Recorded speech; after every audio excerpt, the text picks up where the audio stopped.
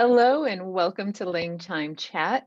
It is episode 11, and this time I'm prepared for that because last time we were so lost on what number it was that it became engraved in my mind. So now I know we're on episode 11, which is very exciting because we are coming close to episode 12, which of course marks a year. So we're only 1 month away from a full year of podcasting. Wait, how is that possible when we didn't even start this until February? Our first podcast was March 1st. This will be aired on January 1st. February 1st will be, yeah. Yes, I got it now. I'm happy to introduce you to the calendar. You're welcome, David. I'm not great at it. I'm not going to lie. Calendars has never been my strong suit. This is why you need me. Throws me for a loop. You know, when you know the calendar that, and by the way, none of your students found in the D&D class that we did, right? Right. Yeah. Nobody found the hidden links. I created a calendar for my D&D world, which is perfect. In other words, it has are there 2 moons? No, there's only 1 moon. I didn't mess around with 2 moons because I knew about the book. Yes. So yeah, so 1 moon, but every single month has 35 days. Okay. And every single week has 5 days, or was it? No, I think it's 5 days. Yeah, every single week has 5 days. And then there's a leftover month at the end, right? That just has however many leftover days there are. And it's how is that perfect? No, it's perfect in that there's just one small month that has between 1 and 5 days, depending on, leap years in the lunar cycle. Right? But why not just extend the final month and just say this last month has 36 to 41 days? Because that extra very small month is just a celebration week. Okay. So that's really why you think it's perfect, but it's really not so perfect if you're in a year where it's like, oh, it's a 1-day week. Yay. Yeah, I mean, back to Monday, or what was it called? Belche, I think is the word for Monday in that one. Sure.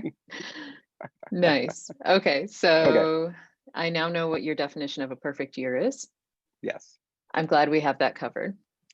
I would like to tell our listeners that today is a special episode because not only is it number 11, which is always fun, right? Good number. I prefer odd numbers, by the way, in case you're wondering. It's one of those preferences. And today, David is taking charge. And he's just nodding like, oh, wait, that means I have to talk. So it's going to be a very quiet episode as I stare at him waiting to tell me what we're talking about. I want to tell you what I was thinking in my mind. I'll wait till you're done drinking. Okay, now I want to know. Water is down on the table. Because when you said that, I was just in my mind, I was like, ooh. And then was waiting back to watch David take over. Okay, like, this should be fun. This is also the episode where we learn that David is really 2 people. And one of them knows that they are doing something today. The other one is like, oh, can't wait. Okay. All right. So for today's topic, this was kind of a meatier one that I wanted to dig into, but it seems like an obvious one, so obvious that I had to go back to each of our podcasts to make sure that we hadn't discussed this already, because I wouldn't put it past me to forget about it and then be really, really embarrassed when I said the topic. Just repeat. And you just said, like, we did that 3 months ago. In episode 4. Yep. So what I wanted to talk about was conlanging pedagogy. Yeah. I mean, it's right there, And so I just thought it would be cool to like really dig into it. And of course we have our own personal history with it, and then I have my recent history with this. So a little bit of background. I was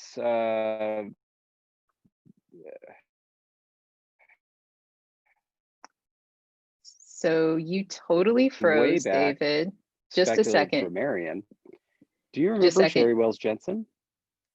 So you totally froze. I did. Yep. Your video is 100% frozen, and I missed a big chunk of what you said. Okay. Yeah. Now of you're course. moving again. You're moving again.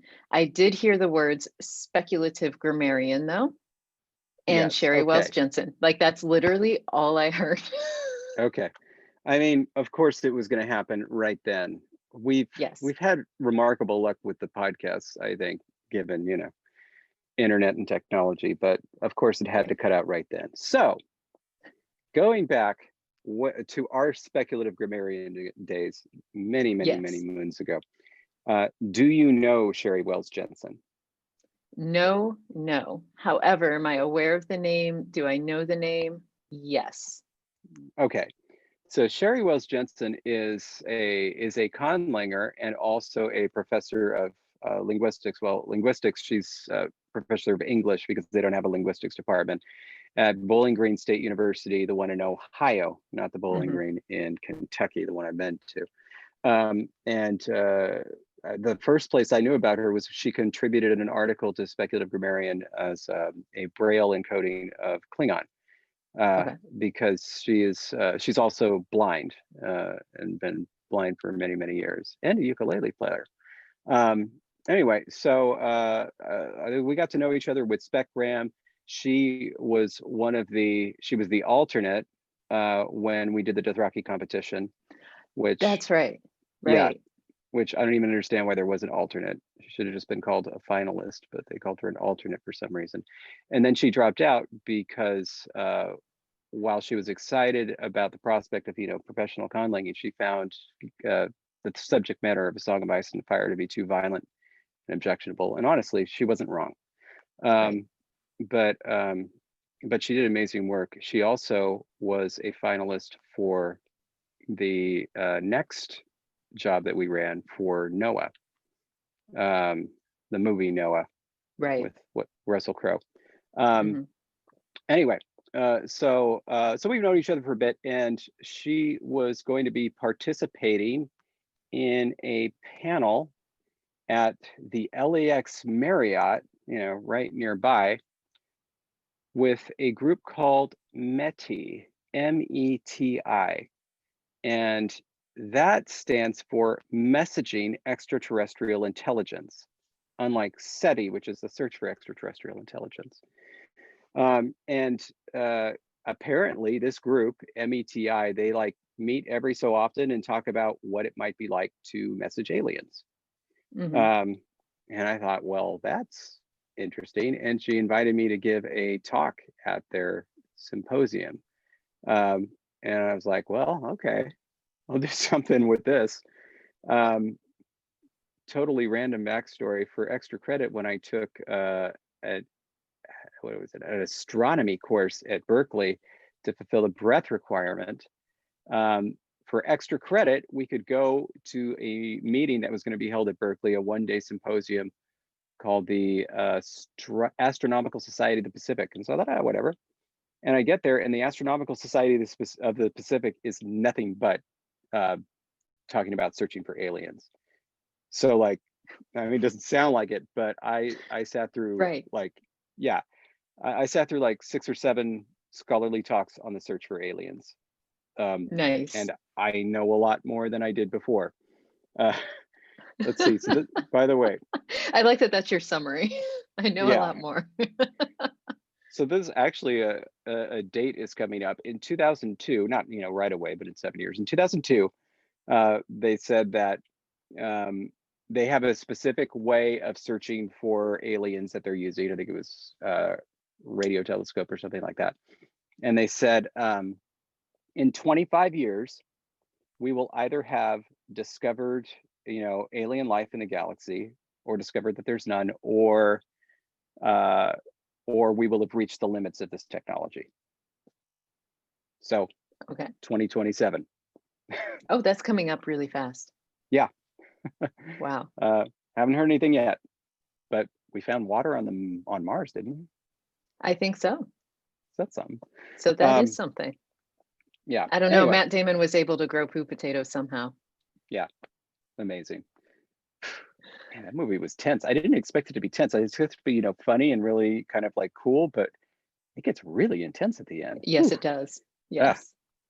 good stuff. Anyway, so all right. So I gave this talk, by the way, which was fine, which was basically saying, God, one of the talks was co-authored by Noam Chomsky. And when I Wait, learned this, at this SETI meeting? yes, yes. Or And METI, I was not METI. Mehdi, SETI. yeah. I METI. was actually slightly terrified that he was going to be there because I was like, what if he tries to talk to me? How do I restrain the hatred in my voice? But but he You wasn't there. got never mind. I won't. I gotta He let stuff deserves some go. respect for what he did for He the did. field. He moved the field forward 100 years and then set it back 100 years. He deserves credit for that. Uh, But he gave more visionaries the leeway to do what they did based on the moving forward part. he sure did, and he also inspired a lot of graduate students to do a lot of good work after they found flaws in his work, and he banished them to lesser universities, as he's done again and again and again. And you know what? That may be a better move for them. Sometimes a lesser university is a more welcome home. It certainly was. George Lakoff, David Perlmutter. Anyway, so Okay, so you can feel how you want. I was just trying to be respectful. no, Go on. you're right. That's honestly, that's always the route to take. It's rarely the route I take. The route I take is I usually open my stupid mouth and then regret it later, and then you know, and then people hate me for it, and that's kind of the way it is. Anyway, and then I just roll with it. Yeah, I lead a strange existence. Anyway, okay, so here's the point. So we're talking about conlang pedagogy. At this, after we were done with the METI meeting, we went and had like lunch afterwards, and Sherry was there, and a couple of other people were there, including Jeff Punsky was there. And so as we were talking, he was saying, "Oh, by the way, you know, we're doing this book on conlang pedagogy," and it's just immediately my old burning hatred went from like 0 to 1,000, because I thought, how dare you, whom I'm meeting for the first time, write a book on conlang pedagogy, and A, I haven't heard of it, and B, nobody has told me about it until now due to this chance meeting. Oh, because it made me so mad, because of course, anytime something is happening with conlanging, I feel like the conlanging community should be a part of it. And I always define the conlanging community via episode 2, as you'll remember, as the original group, even though it's much bigger than that now. So You're doing great with this, by the way. thank you. So anyway, so I was talking to him, and then I was basically interrogating him and was like, okay, so who's contributing to this? Because Sherry Wells Jensen was contributing, which is good. But I was like, who's contributing to this? Like, do you have? And I started listing like the first 3 names that come to my head, which are always Matt Pearson, Doug Ball, and Jesse Sams. Like, are these people contributing? They're like, well, yeah, we do have Matt, but no, I didn't know about Doug Ball and Jesse. I'm like, well, of course you didn't, because you're not keyed in to the community. Anyway, so and then so I anyway, I basically invited myself to contribute to this thing, and was then invited to contribute, you know, because I invited myself. And so and so I ended up writing a chapter for this book that I thought was pretty good. But this was just the introduction. This is quite the introduction. Like, I'm waiting to see where we end up. I think we're up to the point where you're fully on topic on conlang pedagogy. So that's good. Yeah, so like I contributed a chapter to this book. It came out recently. It's been on my mind. I did manage to get a couple of other people to contribute, but they never contacted you at all. No. Pisses me straight off. And I feel fine saying that here because this is our own Patreon podcast, which eventually other people will be able to see, but they're not gonna. So Jeff Penske's not looking at this, and he's a good guy. He invited me to the convention they have over here. He introduced me to a cool board game. It's fine. Like, God, that pisses me straight off. Like, Well, I feel like this may later, you talk big now, but in like 8 months when this is released to everyone and he totally finds out he's mentioned, I don't know, 28 times in the span of like 15 minutes, he's gonna listen and you may be like, why did I open my mouth? Anyway, mhm. just saying, I want you to mark this moment. Okay, December 14th, good, got it. Uh, I feel like, and it's not even because of the status I have now in the conlang community. I always feel like if I make a recommendation, then whoever gets it must take it seriously because I made it. It was I my see. recommendation. How Hmm. dare you not take it into consideration, A, and then B, not act on it. Oh, anyway, Ah, sad existence. it is. All right. So that is that. Anyway, so anyway, but of course, the entire reason that we actually like are here is because of your class, Yes. uh, which is something that I find truly incredible. There have been a number of Conlang classes, but yours has been in existence since when? What was the first year? 2011. 2011. So So this this will is mark the decade going in yeah. So spring 2021. spring 2021 will be 10 years that you've been teaching this class, and what makes it more remarkable, aside from its quality, which sets it apart from others, is where you've done it. I mean, especially at the beginning, you didn't even have a linguistics department, Right. right? It Right. was an English department, and you sold this to them. You said, not only with this tiny little linguistics program that we have, not only should we be teaching these other courses, but let me teach this. And I know that you have to think about it. This is 2011, 2011. I Hmm. still feel like you have to say 2011. You can't say 2011. Spring semester. Yes. Yes. So this is before Game of Thrones debuted. It, yes, because if I remember correctly, I may have my years wrong. It was after Avatar, so Navi was 2009. known. 2009. And so it was it was definitely like that was in the sort of public awareness still because that movie Yep. actually kind of had a long lasting Yes, it did. effect. It when did Game of Thrones debut? So the timeline works like this. Avatar came out in December of 2009. Okay.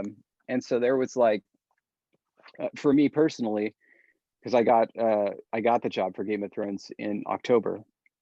There was like 2 months where I was crazy excited. I was like, wow, I'm going to be the next Mark Okran. And then Avatar came out, and I was like, well, there goes that, because they absolutely, completely stole our thunder, and it became like the big thing for conlanging. And Right. then in April of 2010, uh, Hmm. HBO agreed to let us run this press release saying that I'd been hired to create the Dothraki language, which caused a minor stir, but not really anything Right. very big. Um, Okay. and then we finished filming on that show, on that first season, somewhere in 2010, and the Okay. show would have debuted in May, I believe, of 2011. Okay. Because I remember, so here is how my timeline works. I knew that Avatar had come out. Well, at least I was fairly certain. Otherwise, my memory is just all miscombobbled, and that happens sometimes. But Avatar had come out, and my students in my intro to linguistics class in the spring semester after it came out kept telling me about it. They're like, you have to see it, you have to see it.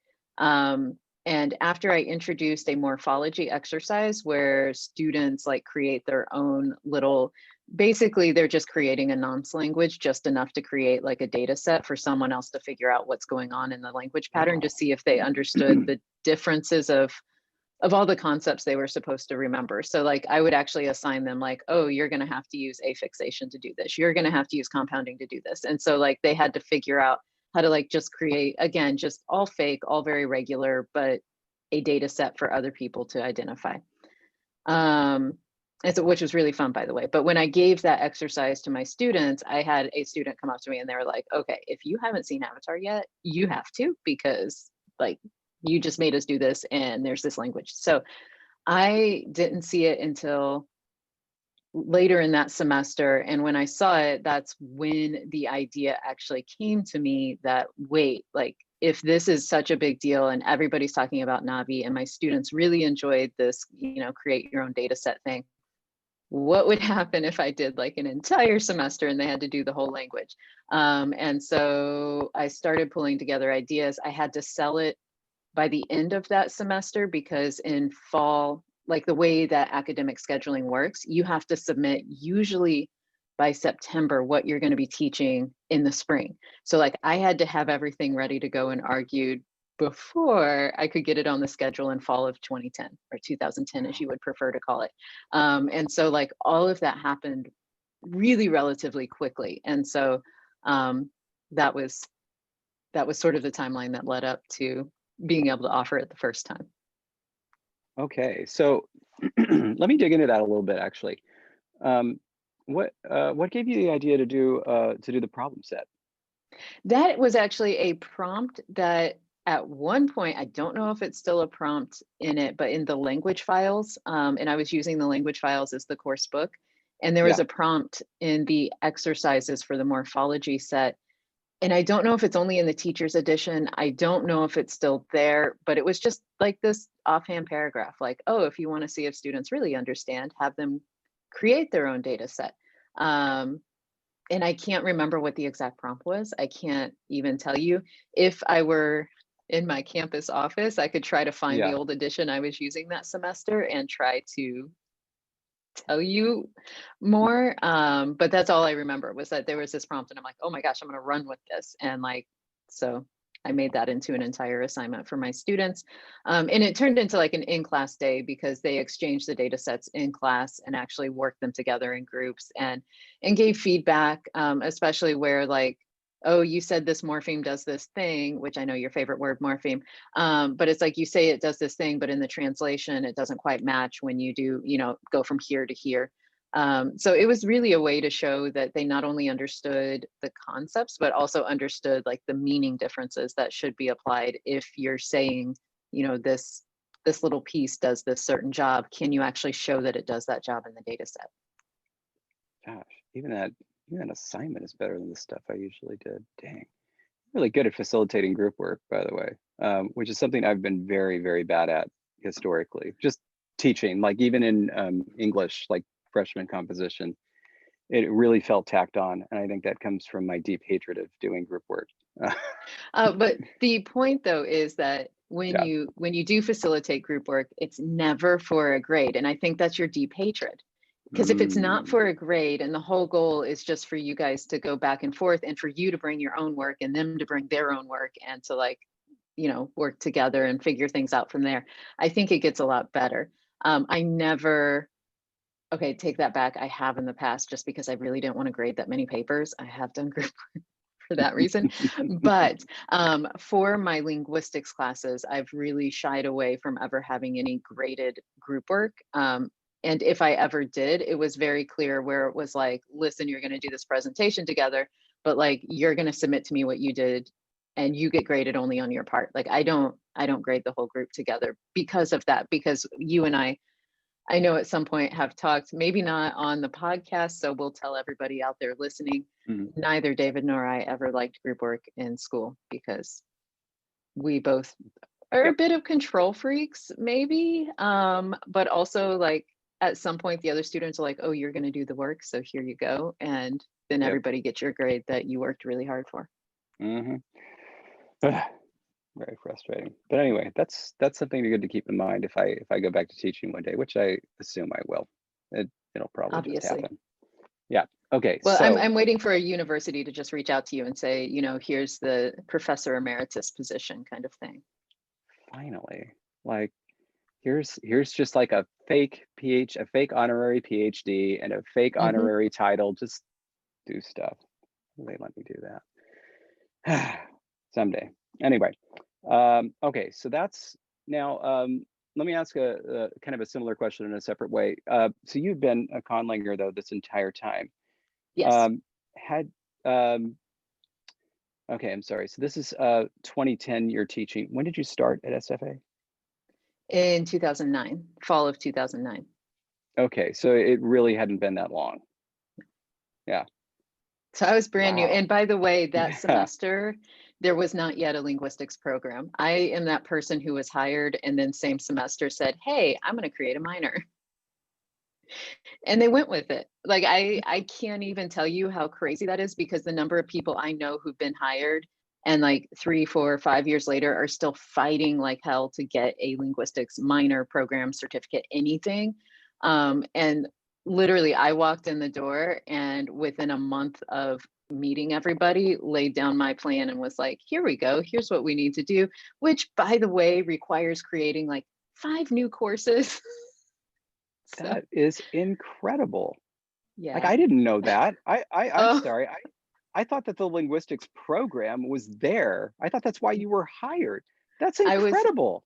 I was hired to teach the 4 classes they had on the books, and the only reason they were on the books was because they fulfilled degree requirements for other programs. Yeah. And so it was basically they had an intro class, they had structures of English, they had a topics in linguistics, which they're like, that hasn't been taught in so long, we don't even know what to do with it, and history of the English language. And so those were the 4 classes I was given to start. And at the very beginning, they basically said really the only 2 classes that have been offered in years were structures of English and history of the English language. And so that's what I actually started teaching. Like that's all they gave me at first. And so from there, I was like, this is unacceptable. We're going to make this bigger. So yeah, within that first semester, was able to argue for and get approved all the way through the state level, course modifications, brand new courses on the books, and a linguistics minor. Yeah. And at that point, I was Uh, the only linguist. So they literally let me do this as the only linguist in the department at that point. that is unbelievable. That is just truly extraordinary. My goodness. Jeez. I need to sit with that for a second. Hold on a sec. Let me see my notes here just so I can remember what even the hell I'm doing. Um, wow. Okay. Okay. Man, how do I even get back? I'm still sitting with that. That's really, really, really incredible. Amazing. I Okay. will say I was very, very lucky to have a department who supported the vision because You have honestly, to. they didn't have to because they didn't know me. I'd literally just been hired, and it passed through the department. So that required department vote, it required college vote, university Yep. level, all the way through state board, and that is sort of a unique thing to have happen, I will say. Like, so anybody out there who's No, listening thinking, oh, I'm going to be a professor and I'm going to go start a program, it usually doesn't happen that way. no, it truly is. And the same thing with my career. A lot of the things that have happened have required, Mhm. right? The say so of people who don't know us, probably don't care about us, and probably don't even fully understand what it is that we're trying to do. Right. And yet, Yeah, go on. and miraculously, they just sign off on it, Hmm. where so many times they wouldn't. Yeah, yeah. And it was still a problem within, I had probably been teaching there for, 5, 6 years, and I would still have colleagues come up to me and ask me, "Now, what do you do in that class again?" Because, they were trying to advise a student and they're like, I don't really know what you teach. And in one of the classes, I had somebody ask me, is that the class where you teach them where to put commas? And I'm like, oh, that's not even, no. like, like that was still the perception, was that like if you teach grammar, that must mean you're teaching them how to, use commas and semicolons and things like that. Yep. And it's like that was Yep. still a perception even after I had been there for quite a while. So um yeah, yeah, they had to sign off on something. They literally had no idea other than their vague memories of like this one grad class they took where they had to diagram sentences. And like that's really the only memory most of them had of linguistics. Incredible. So, man. Okay, so then 2011 comes and Mhm. you're designing your first Conlang course. And so, of course, the thing that jumped to my mind was, were you familiar with any others at that time? With any other conlangers or conlang courses? Conlang courses. No. I legit at that point was like, I'm recreating the world. Wow. So yeah, no, I had no idea. I actually, and so this is my naivete. I did not know the word conlang at that point. Wow. And so that's why the class was originally offered as invented languages, because what do you call these things? Yeah. And it wasn't until, and it was already on the books that it was going to be taught in the spring. And so I started getting more in depth in the research and trying to pull in actual resources. Because before that, I had an idea of, here's my conlang process. So it's going to, the course is going to follow that same process and these kinds of assignments, this kind of output. So like I had that all laid out, but I wanted to be able to give students resources, obviously. And there wasn't really a book at that time that I could really necessarily use and sink my teeth into as a course book. So I created instead a very extensive course pack, where I like wrote out all the information I wanted them to have. And as I was doing that, I wanted to have resources. So I started looking up more information to try to pull in, more examples, because I was really only familiar with a handful of conlangs at that point, and they were all ones that were like really well known. So I wanted to have more examples. So I started researching, and that's when I realized like, oh, there's this other word out there, and that seems to be the word people prefer when they actually do it. So that's when I learned the word conlang, or even the term constructed language at that point. So that doing the research for that course is actually how I became more aware of a bigger world, but I still wasn't aware of the actual community of conlangers quite yet.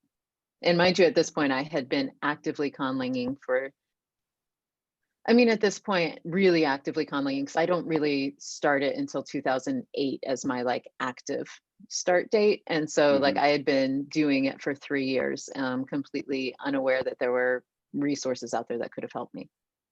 Yeah. I mean, I suppose it's a little bit more surprising given then you were really, really, really into the internet era, but But we've had this discussion before yeah, where I if know. you're not used to using the internet, it doesn't occur to you to use the internet even when it's available. So that's that's one of those things that happened. Yep. So, all right. Man, that's really incredible. All right. So, okay. Your first course, by the way, how did it go? It went really, really, really well. It barely made, so I needed 10 students to make, and I think we ended up with 12. And one of the students dropped at some point, and so we finished the class with 11.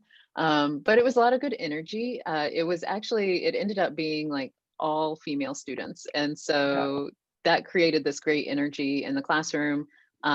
It's also one of the reasons why the semester went great, and part of it was honestly because it was just like this really great energy of all of them working together. It went so well that we created a class t-shirt, and like they actually, and I didn't have the department funds or anything to actually support the purchase of that, so they each had to pay for their own t-shirt. But they did it because they were like, we want a class t-shirt. So like they pulled it together, designed it. I put it into a program and, ordered it from a local place, and we had a class t-shirt by the end of the semester. And it's like, you don't really get that kind of community very often. But it was just wonderful. So wonderful that quite frankly, at the end of it, I was like, I'm never teaching that class again because I don't want to ruin that memory. And so I almost never taught it again, just because that first offering was just the best. Oh, that's wonderful. Um, it also makes me feel better about my first class, since they were hoping I would get, hundreds of students, and I got like 19. It's, I mean, it's so, I think it's really hard to sell out of the blue. Like there has to be some sort of standing, and the biggest thing you need is students telling other students that they should take that class. That's, without that, my experience in academia is you're not going to get a big student draw toward any class unless other students are saying, oh my gosh, you need to take that class. And that's the only way to do it. Like advertising doesn't work. They don't care about advertising. Telling all the advisors doesn't work because they don't, they hear what their advisors say, but they do what they're going to do. Like none of that works. The only thing that really works is when you have that history of offering it, and students tell others. That's literally the only thing. By the way, in case you're wondering, for spring semester, 2 sections of Invented Made. So both of them Yeah, are now going to run. right. And I'm really tempted to talk to you about that, of course, because I want to help out with Right. that. But no, that's not for the. Yeah, that'll be when we're not recording a podcast. Right. Okay. So anyway, sorry, I'm kind of getting off track from what I was planning to do, but I'm just still more interested in this. So 2013, the second time you teach the course, right? Yes. And by the way, was it your decision to teach every 2 years as opposed to every year? Yes, because it was hard to get students to sign up for the course.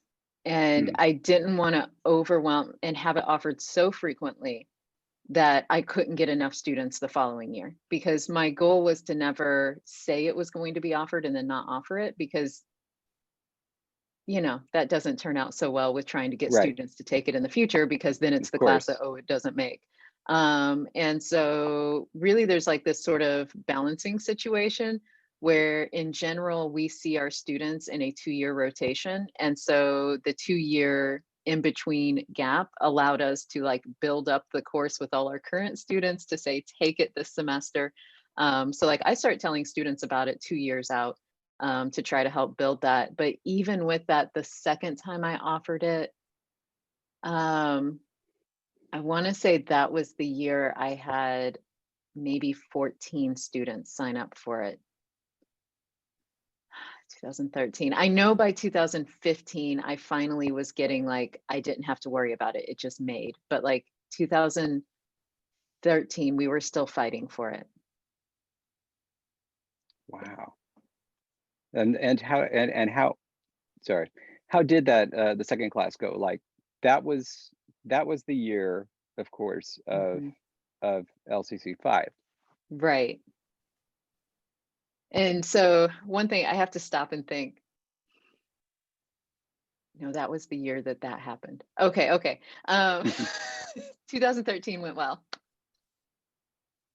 There was another year where there was some drama, but 2013, that was a good year. No, that one went really well. That was one where I may have accidentally pissed off the Conlang community, because I set them up with clients to create a language for somebody else. What gave you that Because idea? what's that? What gave you that idea? I was doing a faculty learning community about service learning and how working with clients outside the university is supposed to be really good for students. And I'm like, And hey, I'm doing this invented languages course. I could set them up, because the biggest problem that I encountered in 2011 was students coming to the table saying, I'm not creative enough to create my own world. And like they were scared to do it. So I'm like, listen, I'm going to take that away from you.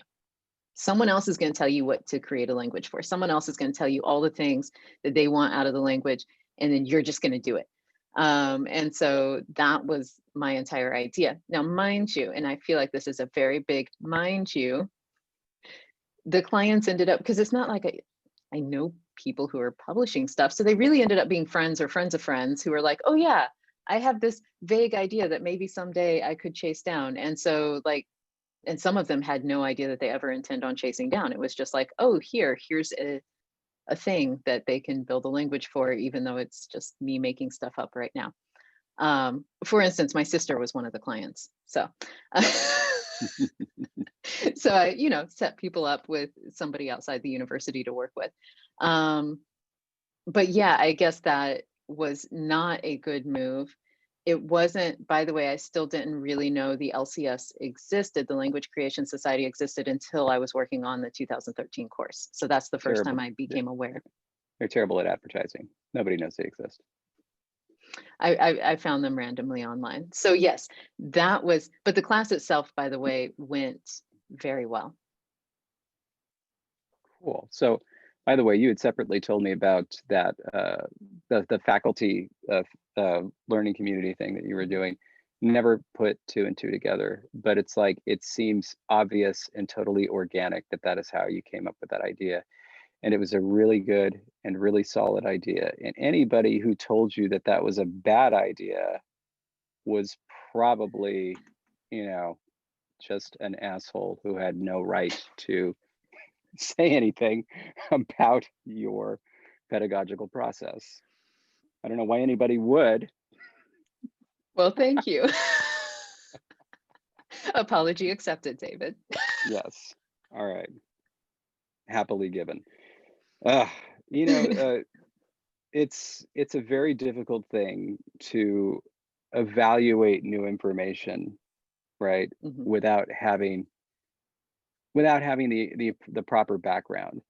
And I feel like that's also true because we've talked separately about music. It's also true about music. There's a lot of music where I've heard it for the first time and immediately rejected it. I didn't like it, didn't sound like anything that I could wrap my ears around. But then when I listened to the context of where that music was coming from and listened to other artists and listened to this and this and that, suddenly I could place it and Uh-huh. really appreciate it. Like I know that that happened to me with what's it with punk music, which was a very, very hard sell for me. Right. Very hard sell for me. I just heard it. It sounded like noise. It sounded unprofessional. And like I'm somebody who is coming from like the head of like 80s arena rock, which is like the most over the top professionally produced music that there is. And so it's like this sounded so stripped down and so like, I mean, they weren't even singing well. I was like, how do you listen to this? And then it's like, you listen more, you get the background, you get the energy, and suddenly it's like, okay, I understand how you're supposed to listen to this now. So like my background when you contacted the LCS was first, of course, I started as a language creator thinking I was the first one to ever do it for fun, and then reluctantly found others and assumed I was better than all of them. Uh, Eventually learned that I was not better than any of them and started to learn how to be a better conlanger. But yeah, something that truly shocked and disappointed me was how many conlangers talked about how secretive they had to be about creating languages. Right. How their friends and family, anytime they opened up to them, rejected them. I forget if I ever told you this, but Doug Ball, when he was a graduate student at Stanford, there was a mother who contacted him randomly because I don't know, maybe he gave a talk or something from the area. She heard that he created languages, and she said her daughter, who was like I don't know 11 or 12, had Mhm. been doing that and was wondering if he would meet with her. And he did. Like he went to their home and she showed him what she was doing. He gave her some encouragement and some tips.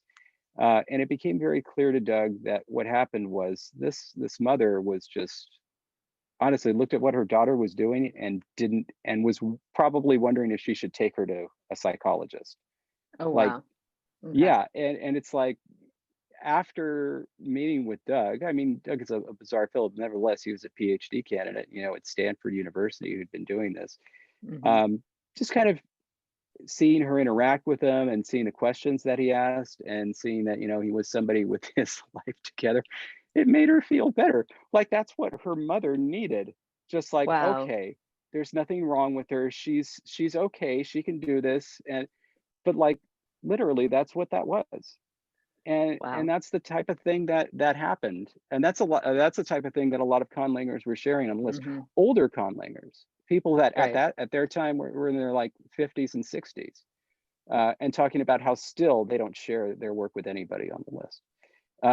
And I really took that to heart because of how opposite my experience was, where Hmm. I started and assumed everything I was doing was magnificent and everybody should love me. And so like as we went on and did the LCC1 and then founded the LCS, I carried that with me for so long. I really, really, really wanted to make sure that type of thing never happened again. Hmm. You know, and so I became very, very possessive of the conlanging community and conlanging in general. And so then, you sent an email that was super professional and super self-assured, and just saying, this is the thing that I'm doing. And I was wondering if you could help me with that. And I was just like, how dare you? How dare you? Coming from out of nowhere with everything that we have built, how dare you? And I just didn't know the context. I didn't Yeah. know the context, and it's hard to sit, when you're in a position like that, to really sit down and say, okay, tell me everything, tell me all of the background, so I can really understand why this is happening. Um, and if I had done that, maybe things would have gone differently. But you know, uh, I didn't, and so I made a very bad impression. And anyway, but then you brought a whole host of students with you to LCC5 anyway, Yes. which was incredible. You brought a poster, you did a presentation. It was Hmm. it was it was extraordinary. Um, so yeah, that was a really cool thing. Anyway, so we let me see if I can circle back to any of the topics that I was hoping to. Uh, well, actually, we did kind of do that. That's cool. Um, hmm. How do you even approach that? So I a little bit more background. My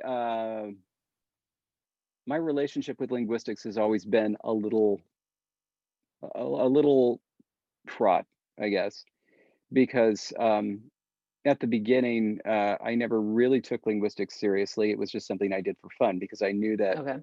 my serious life's goal was to be a writer, was to be an English teacher, an English professor, either an English teacher or English professor, somewhere in there. Literature was going to be my life.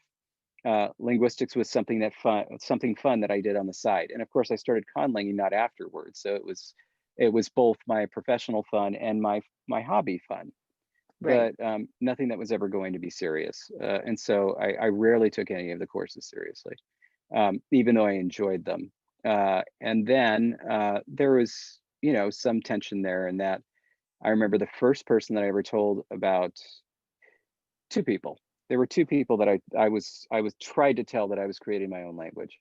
The first was a GSI that I had for cognitive science, Heather Rose Jones, who's kind of like a friend acquaintance now. She's a writer. She was a GSI at Berkeley. And I tried to tell her about, this new project that I had, and she said, I have too many of my own personal projects right now and too much going on professionally, so I just can't talk about anything new right now, and just completely shut me down. Which, I have to respect that. Fair enough. Especially as somebody who's totally the opposite and will just say, "Oh yeah, whatever," and then I and then I get too much, and then I end up Disappear. letting things fall by the wayside. Yeah, I respect that. Um, the second person I told was John Mcquarter. I was taking his Pigeons and Creoles class, and which was transformative in a number of ways. By the way, that was fall of 2001, and in Okay. fact, I had his class on September 11th. That was Oh, kind of, wow. yeah, it was kind of the end of that day for me. But I told him, that I, was creating my own language, and he laughed at me and said, "Have you been messing around with Esperanto?" And it's like, first of all, I had taken an Esperanto course at Berkeley, but you know, like those were my first interactions with anybody in the world of linguistics and language creation, and it was always an uphill battle the entire time. Um, Mhm. I actually convinced John Mcquarter to let me run a Conlang experiment for his course in lieu of doing a research paper because I hate doing research, and he allowed it, and that was nice. Um, it was great. I got an A minus on the paper. Like I put a lot of work into it, like A minus. He's like, yeah, so yeah, you did good work, but not perfect. But thank you. I appreciate that. I appreciate that. Can always go better. Yeah. And let's see. After that, as when I was the president of the undergraduate linguistics club, we put together a symposium, and I gave a talk on conlanging with a number of the department people in attendance, where essentially the entire talk was kind of justifying it as something that could be useful to linguistics and relevant. And I didn't understand why it was getting so much pushback, if it Right. did. And of course, by the way, later, have you read that article with about John Quijada's article in the New Yorker? Oh yeah, Yeah, the article on Ithquil. yeah. Yeah, yeah. Yeah, so you could see what what George Lakoff's reaction was to him. Uh, Right, right. I got George Lakoff back at TEDx Berkeley. Hmm. I I put his quotes up on the screen, destroyed him. Anyway, Hmm. he's not going to listen. Oh, look, he doesn't care. You ever met George Lakoff? No. He doesn't give a single shit what anybody thinks about anything. Anyway, so, nevertheless, brilliant guy. All right, so anyway, especially at Berkeley, I met with a lot of resistance in linguistics. And so it was always kind of an adversarial relationship, Okay. conlanging and linguistics, where I felt like I was always trying to justify what it was that we did. And not just to like say, let us be, but also this is something that can be pedagogically useful to Right. you. And it was just pushback at every step. How do you feel about since you are a part of the academic linguistics community, how do you feel about that relationship, linguistics and conlanging? Well, obviously very positively. Um, obviously. No, I had never considered using it. Yeah, well, then again, I was still a new teacher anyway, because that spring semester of 2010, whenever I did that morpheme exercise, again, only my second semester of actually teaching linguistics classes. So still new, but like, I don't think the idea would have come to me on my own necessarily to even think about bringing this thing I do for fun into the classroom.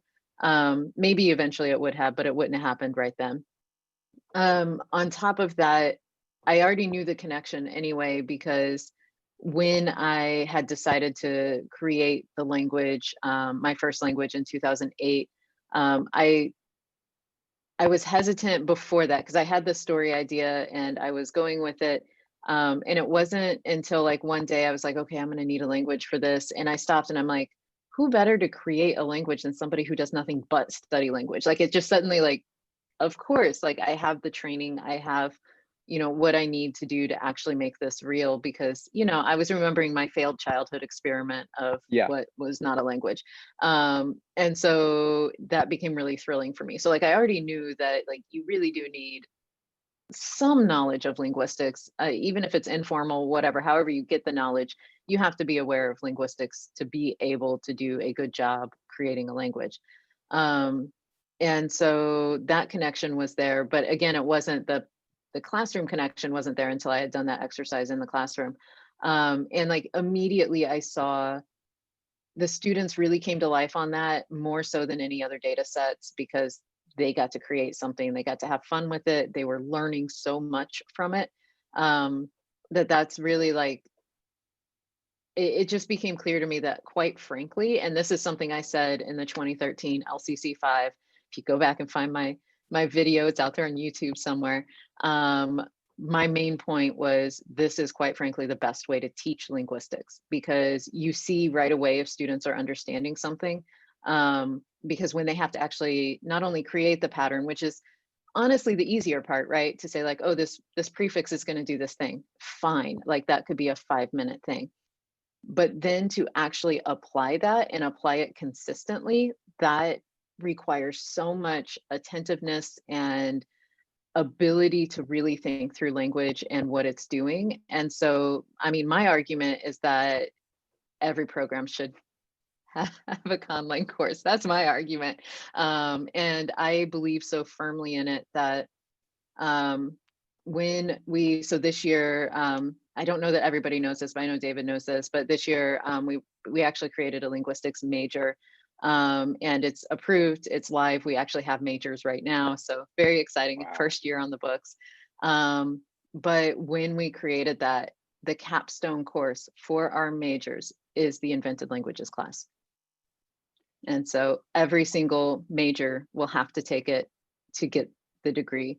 And that's how strongly I feel about it, because it just, to me, it really shows that ability to understand aspects of typology, to understand what patterns actually show up in natural languages, try to mimic that to the best of your ability, and to apply it like that. I can't say that enough. Like, how else are you going to apply it outside of learning a language and showing your demonstration of, look, I know how to use this thing because I learned the language and can speak it now. Outside of that, like, it's really hard in a linguistics classroom to fully demonstrate that understanding. And I also think it's so much fun for students that basically this class is probably one of the only classes I teach where I give no minimums or maximums, really. I just say, write your paper and you need to have these things in it. And the last time I offered it, so in 2019, when I collected papers at the end of the semester, again, nothing about like how many pages it needs. It's just, here's like your checklist of the things that you need to have in it. The average length, single spaced, of the final paper I received from undergraduate students was 19 pages. Oh my goodness. Yeah. And so like that's you on Instagram, if people saw, like I posted these giant stacks of like Conlang grammars. It's like literally giant stacks because the students are so excited that I say create 10 words, they give me 30 because they're like, oh, I spent all weekend on this. And so like I never have to ask them to do work, really. It's the students are legitimately excited to be diving into their work and get lost in the work. And it's like, it's the best part of both worlds because you're learning something, you're doing something very real, but at the same time, you're being super creative and getting to just invent things. And like that to me is an amazing combination. And I will say it again, 7 years later, I think every program needs a Conlang course, every linguistics program anyway. So that's how I view the relationship. We need to make this podcast more famous. Maybe we can just kind of email this episode to other linguistics departments. Specifically the ones of the names you've mentioned. No, I mean, come on. They actually do have linguistics department. I'm sorry, Conlang courses. So that's the good thing in the Conlang Pedagogy. The only contributors are ones that actually taught Conlang courses, which is why they were invited to contribute. And so that was why I said, Doug Ball, Jesse Sams, where are you? And Right. anyway, right. It's okay. Anyway, but yeah, and that's and that was the thing, especially back then. Especially years and years ago, especially when you first emailed. The thing, when I started hearing about Conlang courses, I was so upset because these were by and large courses taught by people who were not Conlangers. Right. And who I could tell took a rather clinical approach to this whole thing and saw this is, an interesting outcome if we do this for these students. They really need, what I really wanted though was some sort of professor like you, because that's the type of professor that needs to be teaching these courses. And not only that, especially like at a school like SFA that gets a lot more, students from within the immediate community, Right. that's how that's how you get people to know about conlanging. Like, Hmm. probably not producing a lot of lifelong future conlangers, though hopefully some. But of course, that's the way it is with any course that you teach on Right. anything, right? Right. But it's a very positive interaction, Hmm. and they know a lot more, loads more than most other people, and they can share Right. it. Um, and that's how things get bigger. That's how things spread. Yeah, yeah. So your course is just probably exactly what I would have hoped for. I just didn't know that at the beginning. You didn't have the context. It's Nope. okay. You Yeah. only had bad experiences. Yep. Okay. So, gosh, I see that we're approaching the hour. We started a little late, right? We did. If I think we have like 5 to 7 minutes left to actually hit the hour, if I'm remembering correctly. Quick question. Does the little timer up in the corner, does that tell you how long it's been recording or how long the Zoom has been going? Timer in the corner. I don't have a timer in the corner. Seriously? The corner of the No. screen, upper right-hand side? Nope. Really? Huh. Really. Maybe it's because I'm the host and it's just doesn't care Uh, if I know. Maybe, but here I'll show you. I'll even circle it there. I'll send it to I'm you like, later. I'm looking all around like, where else should I be looking? Yeah. No, that's okay. Well, anyway, it says an Okay. hour and it's about to say an hour and 9 minutes. But I Oh, didn't know okay. if that's how long the recording had been going or how long the Zoom had been going. It's No, probably that the would be Zoom. how long the Zoom, because yeah, we were chatting a while before we actually Got it. Okay. hit record. There there are a number of topics that you brought up that I think could be explored further. It would be fun to do that at a later time if it makes sense. Okay.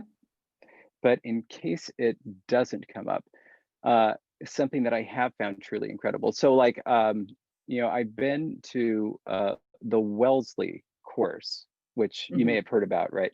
Yeah, with That Angela Carpenter. Angela Carpenter teaches, which is, of course, an all-female course. As Wellesley is still an all-girls school. But something that did strike me, though, visiting your classes over the years, was that they were overwhelmingly female. Yeah. And the one of the biggest problems within the conlanging community is that starting from the very beginning, it was overwhelmingly male, um, Right. uh, both online and then once we started to get it, once we started getting together in person. Hmm. Um, and I have some theories as to why it started that way. But of course, there's no reason for it to be that way, and there's no excuse for it being that way now. And that was something that I've been struggling with, that I feel like I cannot possibly. I mean, I can help, but I can't like do anything directly about it because Right. you know what I mean. Um, and so whatever it is about your course that attracts female students, it would be nice to know so that, like, Okay. But yeah, but but you got to back up and think about my larger student population, okay, because if you recall, you also visited all my other classrooms and maybe yes, you weren't so aware, but did you notice that almost every single class I teach is overwhelmingly female? I didn't notice that, but reviewing, I think I could notice that. Yeah. So yeah, like that, There, yeah. yeah, there are times where I'll have, 20 students and not a single male student, or like one. And part of that is the program within which we're situated. Part of that is the SFA campus itself. We have, I forget the exact percentages and they kind of vary, but it's usually around 60 to 65% female students. Hmm. And a lot of the male students are in forestry and biology and whatnot. Mm. And so you do definitely see that divide, the classic gender divide, that academia has been for a long time struggling to combat. And so I am starting to see a lot more male students in my classes, as I'm getting more from outside of the programs where I teach. And honestly, to me, that's my student diversity. I get more excited by looking at the list of majors in my class than thinking about, because I'm like, yeah, it's SFA. I'm going to have, probably more female than male students. But the fact that so many now are from majors all over campus. And I'm getting like, computer science. I've got somebody from biology coming in, somebody from art, somebody from history. Like I've got all these Mm. students coming from all over to take it. And so that to me is like, that's targeting into something even more exciting, because they're going to go back to their academic communities, which are so different from any language courses or anything like that, with more information about conlanging. And so I find that really exciting. But yeah, it's not, so I don't know that I can address that, because it's also hard to address because a female professor is more likely to get female students, I believe, in general. I could be wrong Yeah. about that. But based on sort of followings of, people who feel more comfortable doing a lot more work with me, it tends to be, again, that sort of gender divide. So it's unfortunate. It really is unfortunate, but that also means that I can't really say that there's something True. Okay. magical that I do to draw them in. I will say that I do work extra hard with the female students that I have in the Conlang courses to try to get them to share their work more freely, to get them into the community. So not that I Yeah. don't try to convince my male students to do the same, but No, of I know course. that I'm very aware of um, a lot of students not wanting or being confident enough to share their work. So Yeah. And by the way, anytime they want to give me something for Fiat Lingua, I'll take it. I know you will. Yeah. I have seriously begged two students so many times to be like, just send it. That's all you got to do. Just send it. But I'm working Yeah. on it, and I have a plan for how to change that next semester. I'll tell you about it later. Ooh, cool. All right. Exciting. Okay. Yeah. Um, of course, the reason I brought that up is because I would love to see more. I'd love to see a more diverse space in the online conlanging world. Mhm. Um, it's hard. It's hard because if you have a forum where everybody can just share, a certain type of personality is going to be more comfortable sharing, and Yes. the more they do that, the harder it becomes for others with a different personality type to share. Hmm. Um, and yeah, it's the same problem with Facebook and the reason why it's destroyed America. But anyway, And why I quit. Because see, that's what certain personalities do. They just say, this is too much. Goodbye. yep. And the day And that this so podcast airs, by the way, me too. So good. welcome to the club. Well, you will have started the process. It's still a like 30-day process where they actually delete it, and they keep sending you things like, are you sure? Are you sure you want to delete it? It's still there for like 30 days. So that way, if you come back, it reactivates it immediately. So just be Mm, aware of that. great. All right. Well, anyway, we didn't like hit on everything, but we hit on a lot of things. So, but I was just really glad to hear even more about your course and its history, because it really is something special and truly unique, not just within conlanging, but specifically within conlanging pedagogy. Uh, it's really tremendous work you've done, and so I think it's great to hear more. Thank you. Um, okay, so then, do you usually sign off? For- Usually, what I say at this point is, do you have any final words, David? oh, do I? Right. And usually you have a reaction like that, or something along the lines of, oh, I meant to prepare something for this one, but I didn't. Hmm. And then I take back over. So that's Right. usually how it goes. Is that Okay. the status quo? Is that today too? Yeah, I think that's pretty much today as well. Excellent. Well, then in that case, thank you for listening, everyone who made it through this hour with us. And we are happy to have you as our patrons. And for eventually, when this is to the wider world, happy to have you as a listener. And stay grammar. And we look forward to talking to you next month. Although David is doing this to me, does that mean you do have something? I just wanted to say welcome to our new patron, Curtis Fry. It's good to Yeah. it's good to have you on board. Yay, welcome, Curtis Fry. Okay, so, and with that, everybody stay grammar, and we'll catch you next month.